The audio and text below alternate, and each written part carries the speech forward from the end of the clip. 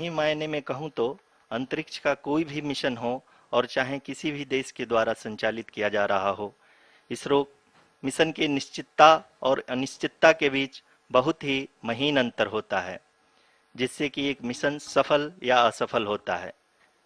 लेकिन ना हम थके ना हम हारे। हमने पिछली कमियों को सुधारते हुए आज पूरी तरह से आश्वस्त किया है कि लैंडर मॉड्यूल निश्चित तौर पे चंद्रमा के सतह पर सेफ और सॉफ्ट लैंडिंग करेगा। सभी दर्शकों के जानकारी के लिए अब हम इसरो के अब तक के सभी लूनर मिशंस को संक्षिप्त विवरण प्रस्तुत करेंगे। जी हाँ, इसरो का पहला मून मिशन चंद्रयान-1 अक्टूबर 2008 में पीएसएलवी रॉकेट के द्वारा सफलतापूर्वक प्रक्षेपित किया गया था। चंद्रयान-1 ने चंद्रमा के सतह पर पानी की खोज करके पहले ही इतिहास रच चुका है। यही कारण है कि आजकल विश्व के तमाम अंतरिक्ष वैज्ञानिक और स्पेस एजेंसियां चंद्रमा को और करीब से जानने के लिए उत्सुक दिख रही हैं। अगर हम बात करें चंद्रयान-2 की, जो इसरो का दूसरा मिशन है, जुलाई 2019 में इसरो के सबसे ताकतवर रॉकेट LVM-3 द्वारा सफलतापूर्वक प्रक्षेपित किया गया था और आज भी लगभग 4 साल बाद यह चंद्रमा के 100 किलोमीटर के सर्कुलर ऑर्बिट में घूमते हुए बहुत ही उत्तम क्वालिटी का डेटा प्रदान कर रहा है।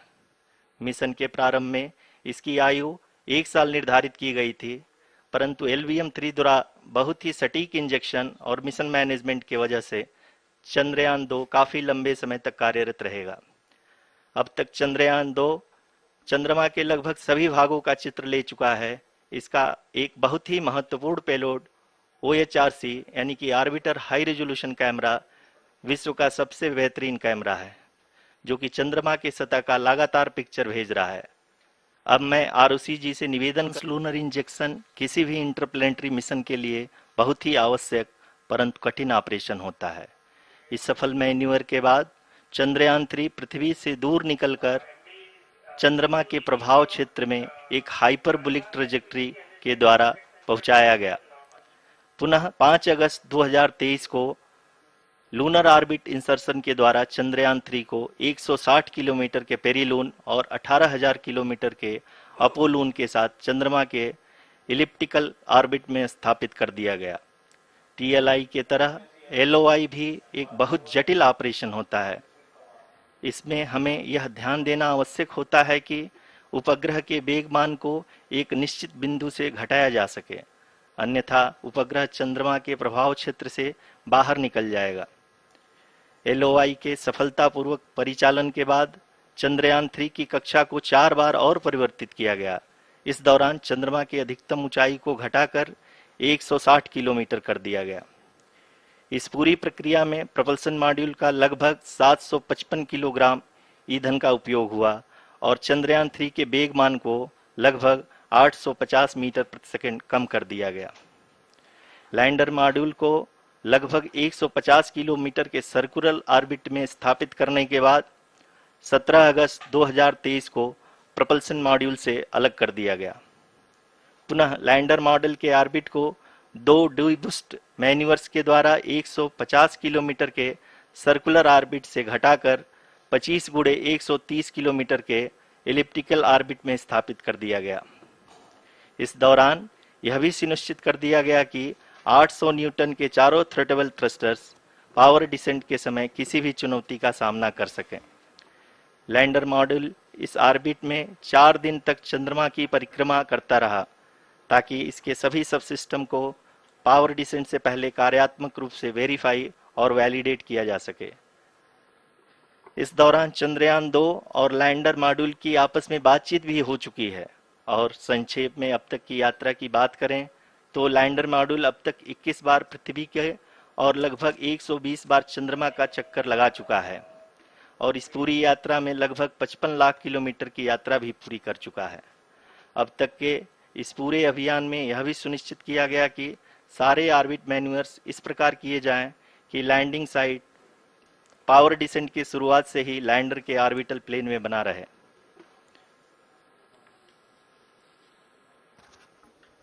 Make it further That is true complicated. indeed. We have arrived at the crucial juncture wherein the orbit plane contains the desired landing site at the start of powered descent. We are also happy to announce that live images from the Chandrayaan-3 lander imager camera is being received continuously. The demonstration of soft landing on the moon's surface is no ordinary feat due to the innumerable challenges and complexities involved. The lander velocity has to be killed from nearly 6,048 kilometers per hour without any aid from the thin and tenuous moon's atmosphere. The lunar dust at the time of landing and the craters and boulders scattered over the moon's surface make it further complicated to achieve this. The new and improved Chandrayaan-3 design has been built after envisaging all the scenarios which the lander module can encounter. With several software improvements, provision for full-level redundancies, a plethora of special tests, namely the integrated hot test, integrated cold test, and lander leg drop tests were carried out for the lander module.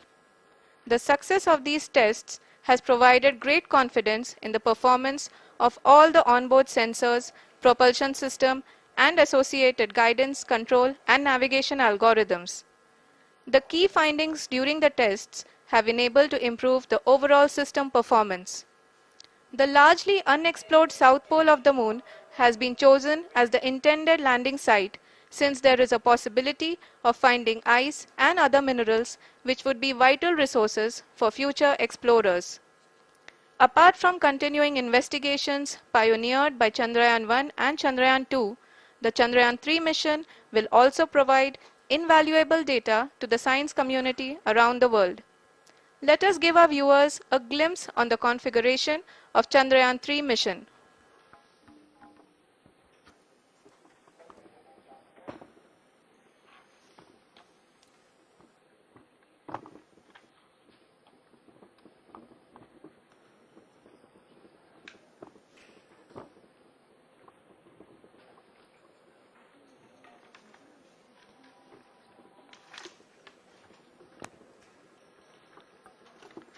Chandrayaan 3 का mission plan लगभग चंद्रयान 2 के तरह ही बनाया गया है।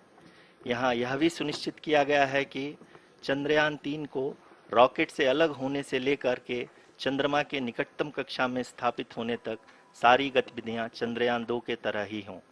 और अब हम यह कह सकते हैं कि यह प्लान पूरी तरह से 100% सफल रहा। हालांकि लैंडर मॉड्यूल के सेंसर्स और प्रोपल्शन सिस्टम को इस तरह से मजबूत किया गया है कि लैंडर पावर डिसेंट के समय किसी भी आपदा से बाहर आकर के मिशन के मुख्य उद्देश्य को पूरा कर सके। इस क्रम में लैंडर के मुख्य सेंसर्स कारा, लासा, LHBC, LDV और LHDAC का कार्यात्मक परीक्षण भी किया जा चुका है। LDV जो कि पूर्णतः स्वदेशी तकनीकी से बनाया गया एक नया सेंसर है, इसका मुख्य कार्य लैंडर के वेलोसिटी को तीनों अक्षों में कंप्यूट करना है। पावर डिसेंट के दौरान लैंडर के सटीक पोजीशन और वेलोसिटी का ज्ञान होना बहुत ही आवश्यक है। लिराप यानी laser inertial referencing and accelerometer package इस कार्य को पावर डिसेंट के दौरान बखूबी निभाएगा। ट्रैजेक्टरी जनरेशन जो कि चंद्रयान 3 मिशन के लिए बहुत ही अहम है, क्योंकि हर ऑर्बिट मैन्यूवर के बाद यह सुनिश्चित किया जाता है कि लैंडर की मिशन ऑब्जेक्टिव को ना बदले। इस क्रम में मैं यह भी आपको बता दूं कि ऑर्बिट डिटर्मिनेशन जो कि उपग्रह के पोजीशन और वेलोसिटी को बहुत ही एक्यूरेटली बताता है, एक बहुत ही कठिन और जटिल कंप्यूटेशन और एस्टिमेशन होता है। यहाँ यह भी जानना महत्वपूर्ण है कि चंद्रयान 2 का OHRC पेलोड अब तक काफी ऊंचे स्तर का डैम प्रदान किया है, जिसके फलस्वरूप लैंडिंग साइट के सीमा को बढ़ाकर 4x2.4 किलोमीटर कर दिया गया है, जो कि पावर डिसेंट के दौरान सॉफ्ट लैंडिंग कराने में काफी सहायक सिद्ध होगा। Apart from the sensors, Chandrayaan-3 is the attitude hold phase. We can currently see that the altitude of the lander module is nearly 31 kilometers. Arushi अभी हम इस ग्राउंड ट्रेस को देखते हुए कह सकते हैं कि रफ ब्रेकिंग फेज की शुरुआत बहुत ही अच्छे तरीके से हुई है। आप ये देख सकती हैं कि जो भी प्रोजेक्टेड ग्राउंड ट्रेस है उसी पे अपना लैंडर मॉड्यूल आगे चलते हुए बढ़ रहा है। अभी तक ये देखा जा सकता है कि लैंडर मॉड्यूल लगभग लगभग 370 किलोमीटर क्षैतिज दिशा में चल चुका है। The mission operations team is analyzing the data. We can all see the seriousness and the concentration with which each and every parameter of the lander module is being analyzed. The performance so far seems to be nominal. जी आरुषि, चूंकि ALS activate किया जा चुका है, इसलिए ground से कोई commanding नहीं की जा रही है। इस दौरान आपके स्क्रीन पे ये सारे डेटा इसरो के डीप स्पेस नेटवर्क से रियल टाइम में आ रहे हैं।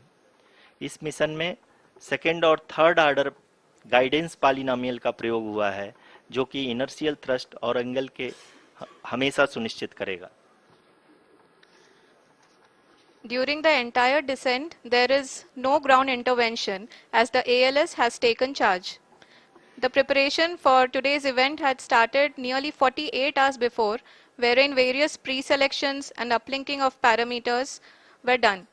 We can see that the vertical velocity of the lander module has been brought down. It is continuously coming down. And the ALS had already been initiated 1 hour before the scheduled time of the power descent start. Following this, the throttleable engine electronics module, the TECM, was switched on and lander was oriented to the favorable attitude. जी हाँ, आप अपनी screen पे देख सकते हैं कि lander module, जिसकी शुरुआत में वेलोसिटी 1680 मीटर पर सेकंड थी, लगभग लगभग 1150 मीटर पर सेकंड हो चुकी है, जो कि एक बहुत ही मैजेस्टिक शुरुआत कही जा सकती है इस रफ ब्रेकिंग फेज के लिए।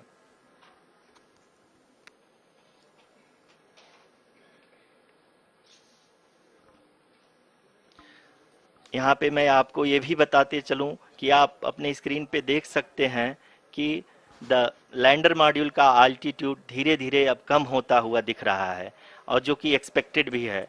अभी हम बात करें करंट आल्टीट्यूड की, तो जो कि 28.6 किलोमीटर के आसपास है। आप स्क्रीन पर ये भी देख सकते हैं Chandrayaan 3 lander imager display. The lander imager is continuously taking photographs of the moon's surface, and that is also being streamed here. Currently, the horizontal velocity has been brought down and the distance traveled is 574 kilometers. The current altitude is 27 kilometers as can be seen on the screen. जी हाँ, करीब करीब अपने आधे सफर को पूरा करते हुए इस रफ ब्रेकिंग फेज में लैंडर बहुत ही आगे की तरफ बढ़ते हुए अपनी ऊंचाई को घटा रहा है।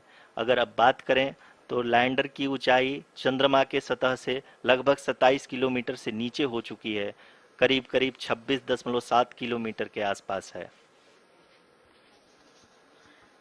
The next phase after the rough braking phase is the attitude hold phase, which will be for a duration of nearly 10 seconds. The lander will be oriented such that both the altimeters will be looking exactly towards the moon's surface. At the end of this attitude hold phase, height measurement update to navigation system will be given from the laser and car band altimeters. Currently, we are in the middle of the rough braking phase. जी हाँ, अगर हम ध्यान से देखें तो लगभग 8 minute की यात्रा के बाद लैंडर अपनी हॉरिजेंटल वेलोसिटी को लगातार कम करते हुए अपनी ऊंचाई, अभी की ऊंचाई के समय 24 किलोमीटर की ऊंचाई प्राप्त कर चुका है।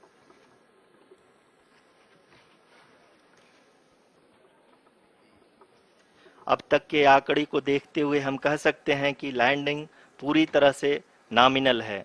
यहाँ पर हम देख सकते हैं कि हॉरिजेंटल वेलोसिटी लगातार कम होती हुई दिख रही है।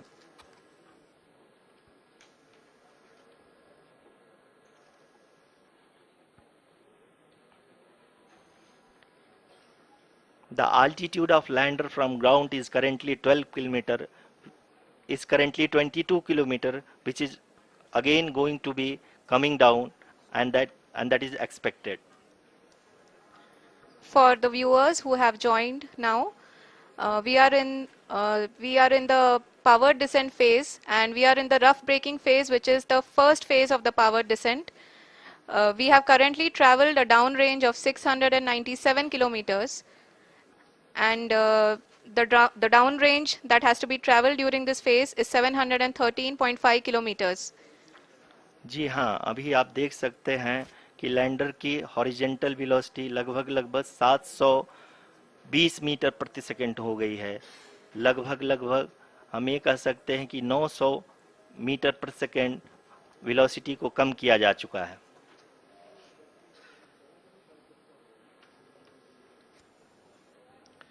At the same time, we can see the altitude of the lander is just 17.8 kilometer from the moon surface, which is going to be around 7.4 at the end of the rough braking phase.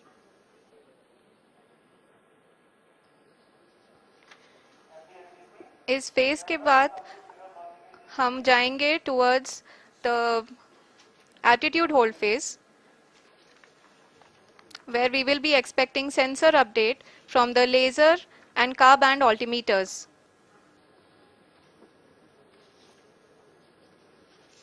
We can see the visualization of the lander module moving towards the moon's surface.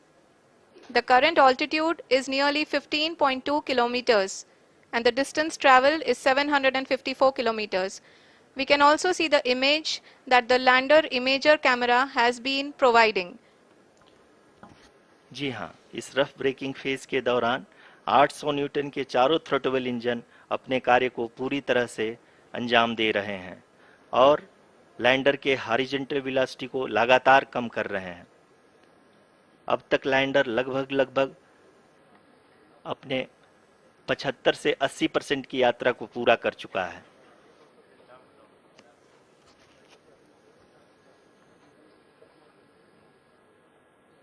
After the rough braking and the attitude hold phase, we shall be having the fine braking phase, which will continue for nearly 3 minutes.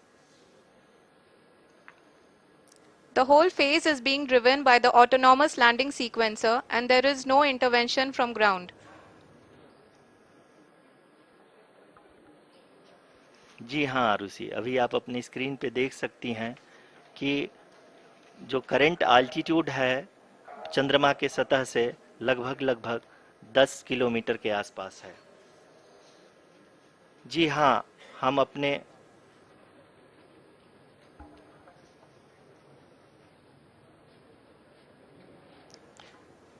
जी हाँ, हमारे प्रधानमंत्री जी श्री नरेंद्र मोदी जी हम सभी का उत्साहवर्धन करने के लिए दक्षिणी अफ्रीका के जोहानसबर्ग से जुड़ गए हैं।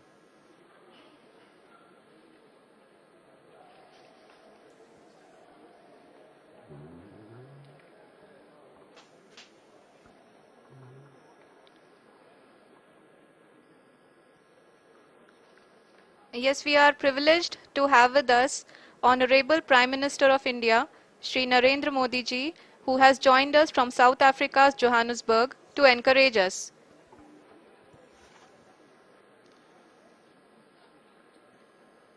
जी हाँ, आप ये देख सकते हैं एल्टीट्यूड होल्ड फेज भी बहुत ही आसानी से लैंडर फेज ने पार कर लिया है और फाइन ब्रेकिंग की शुरुआत हो गई है। अभी हम ये देख सकते हैं कि लैंडर की ऊंचाई लगभग 5.6 किलोमीटर है, जो कि इस फेज के उपरांत लगभग 800 मीटर हो जाएगी।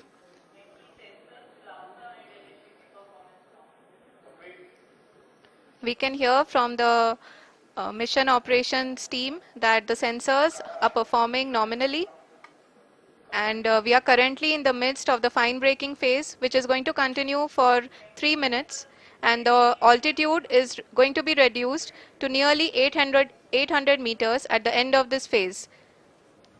जी हाँ, जैसा कि आरुषि जी ने बताया कि लगभग 3 मिनट के उपरांत लैंडर की हाइट लगभग 800 मीटर वर्टिकली होगी और यहाँ पे लैंडर की horizontal velocity, vertical velocity, even down range भी लगभग शून्य होगा। We can see the visual of the lander module. And we can see that the downrange traveled is nearly 831 kilometers.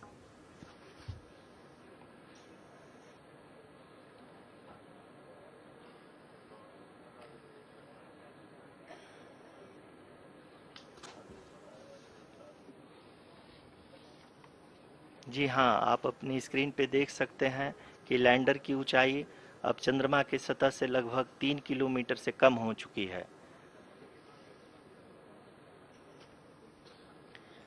We are very close to the moon's surface, nearly 2.6 kilometers as we can see.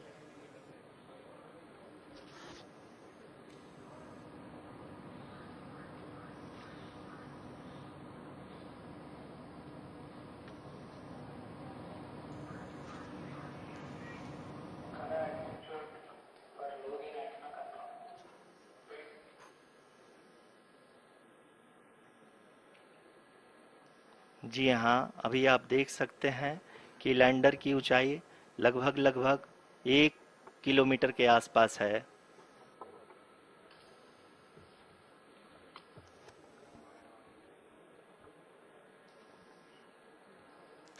We are nearing the final phase of the power descent,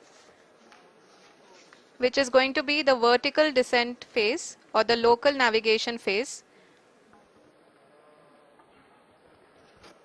जी हाँ, अब हम fine breaking waves के एकदम करीब आ चुके हैं। हाँ, आप तालियों के गड़गड़ाहट से सुन सकते हैं कि हम लोगों ने तीसरे चरण को भी बहुत ही सफलतापूर्वक हासिल कर लिया है और अभी हम वर्टिकल डिसेंट फेज में आ चुके हैं, जिसकी शुरुआत भी बहुत ही अच्छे ढंग से हो चुकी है।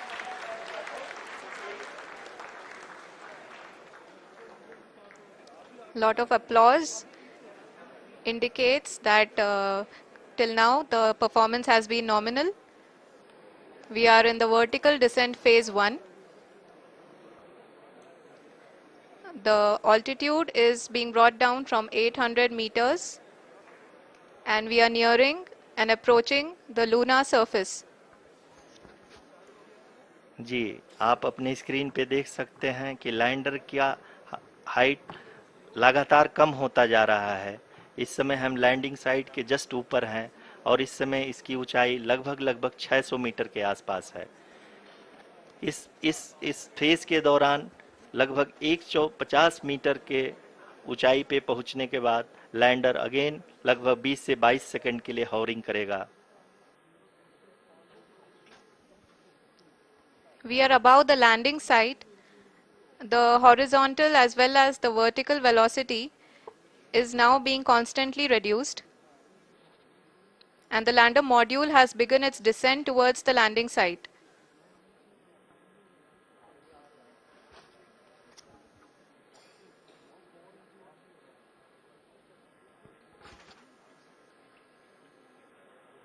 जी हाँ, आप अपने स्क्रीन पे देख सकते हैं ये जो पथ निर्धारित किया गया है, लैंडर पूरी तरह से उसी को ही फॉलो कर रहा है। इस समय हम लगभग 200 मीटर की हाइट से भी कम आ चुके हैं।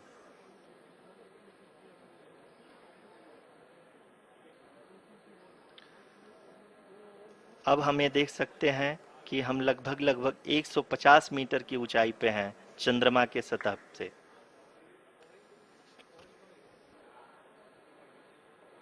We are approaching the vertical descent phase 2, which will have the lander module hovering at nearly 150 meters above ji the हाँ, lunar surface. जी हाँ, आप इस तालियों के गड़गड़ाहट को सुन सकते हैं, जो कि सेकंड हैवरिक फेज के कंप्लीट होने के बाद इन सारे वैज्ञानिकों के द्वारा की जा रही है।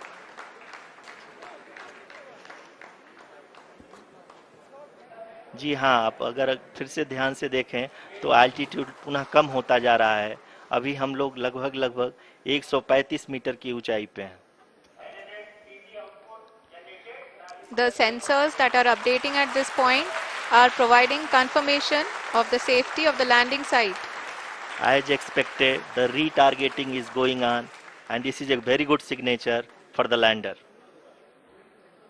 अभी आप ये देख सकते हैं कि लैंडर की ऊंचाई लगभग 65 मीटर के आसपास बची हुई है।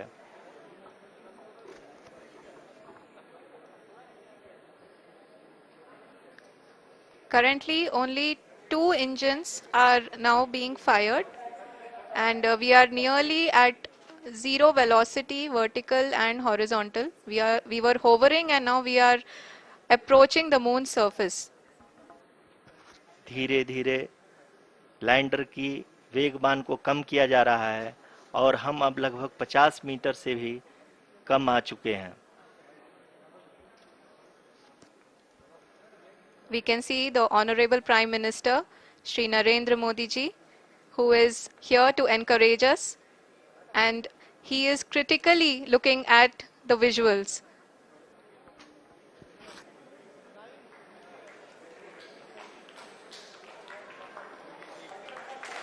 जी हाँ, आप अपने स्क्रीन पे देख सकते हैं कि हम lander module. People are applauding. Let Lander us all module wait to hear from the Secretary Department of Space and Chairman ISRO, Shri S. Somnath. Lander module पूरी तरह से सेफली और सॉफ्टली चंद्रमा के सतह पे लैंड हो चुका है. ये हम लोगों के लिए बहुत ही गर्व की बात है. हिंदी में एक कहावत है कि चंदा मामा दूर के, लेकिन अब हम ये कह सकते हैं कि चंदा मामा अपने घर के.